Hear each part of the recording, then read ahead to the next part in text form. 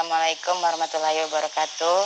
Baiklah, pada hari ini saya akan melakukan kegiatan tutorial simulasi mengajar yang akan dibimbing oleh Pak Oki Dayansyah. Assalamualaikum warahmatullahi wabarakatuh. Selamat pagi anak-anak. Ya, apa kabar semuanya? Alhamdulillah, berarti semuanya sehat. Seperti biasa, sebelum belajar, kita berdoa. Baik, siapa yang akan bimbing doa?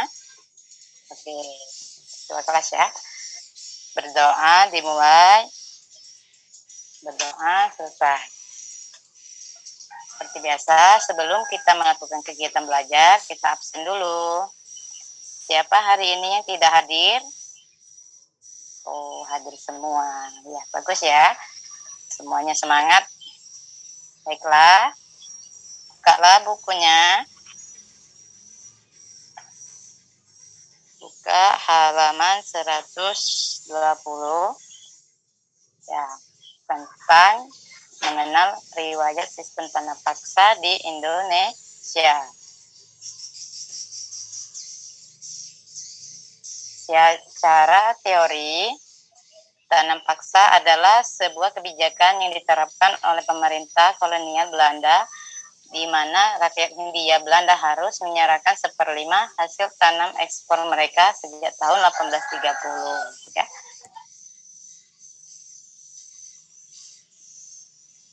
Terus, buka lagi. Judulnya Latar Belakang Sistem Tanam Paksa. Pemberlakuan sistem tanam paksa ini didorong oleh kondisi keuangan pemerintah Belanda yang saat itu sedang berada di ujung tanduk ya, atau mengalami banyak dana yang hilang karena korupsi maupun perang. VOC sebelumnya merupakan kompani kebangsaan Belanda juga yang dibubarkan karena korupsi yang merajalela. Ketika dibubarkan, diganti lagi yang itu dipimpin oleh Johannes van der Bos yang diangkat menjadi gubernur pada saat itu pada tahun 1830 hingga 1834. Van der Bos ini melakukan sistem tanam paksa yang dikenal kultur stelsel dalam bahasa Belanda, menerapkan sistem tanam paksa ya.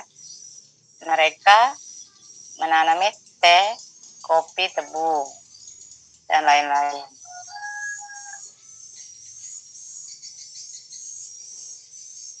Sekarang buka lagi dampak tanam paksa terhadap Indonesia. Diterapkan sistem penanaman secara paksa tentu memberikan berbagai dampak terhadap rakyat Indonesia. Nah, apa saja dampak-dampaknya itu? Satu, Indonesia menjadi kenal sama tanaman yang laku diperdagangkan secara internasional, yaitu tadi kopi, teh, tarum, dan lain sebagainya. Dua, tenaga buruh menjadi murah, ya. Upahnya yang murah dan masyarakat pedesaan mengenal permodalan sehingga terjadi perubahan pola transaksi dan pola itu disebut tradisional, ya, ke arah pengembangan ekonomi moneter. Tiga, rakyat Indonesia kelaparan karena tidak bisa menanam padi maupun jagung untuk dimakan. Korban jiwa pun tidak dapat dihindari. Karena yang masalah tadi, padi tidak boleh ditanam ya. 4, rakyat Indonesia mengalami kemiskinan karena harga diatur oleh pihak Belanda. Mereka juga masih harus membayar pajak ya. Dengan upah yang sedikit dan harga yang diatur oleh Belanda tadi murah, sehingga mereka tidak menghasilkan apapun. 5, infrastruktur Indonesia dibangun demi mempelajari distribusi hasil tanam paksa. Contohnya jembatan, jalan raya, pelabuhan, dan rel kereta api dikembangkan untuk mengangkut hasil tanam paksa. Penerapan sistem yang tidak manusiawi ini dapat menyebabkan banyak kritik dari pejuang Indonesia serta aktivis HAM Belanda. Pada akhirnya sistem ini dihentikan pada tahun 1970.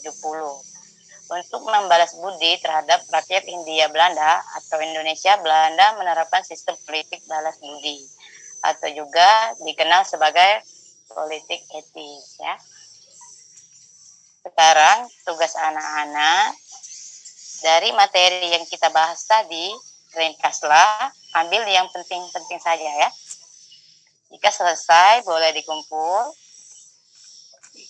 Tunggu ya. Apa saja dampak tanam paksa tadi ya? Yang penting itu ya. Siapa yang membuat sistem tanam paksa itu? Nama gubernurnya. Ya. Sejak tahun berapa itu terjadi? Latar belakang sistem tanam paksa. Ya. Sudah selesai? Iya. Terus yang lainnya sudah selesai? Sudah paham semua? Ya, ambil yang penting saja ya. Meringkasnya ambil yang penting. Isi pokoknya maksudnya Ibu ya. Isi pokok. Ya.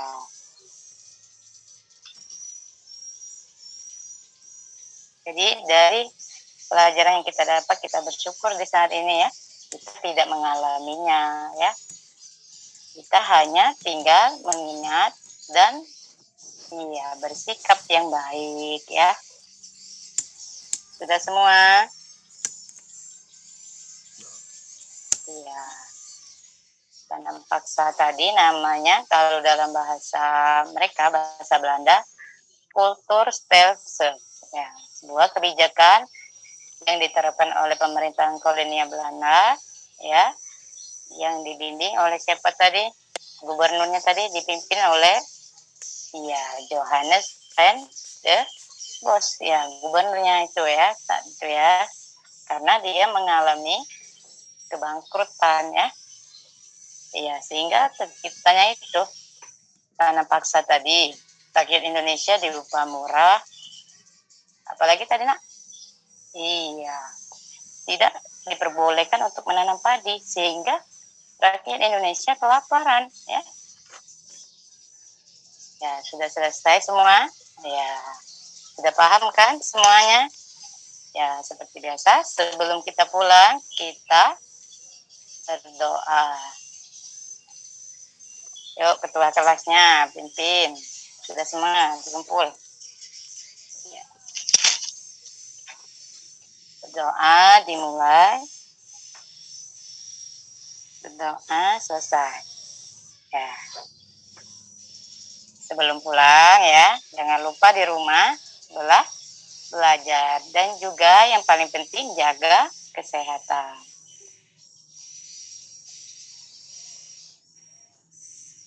Ya, boleh pulang silakan.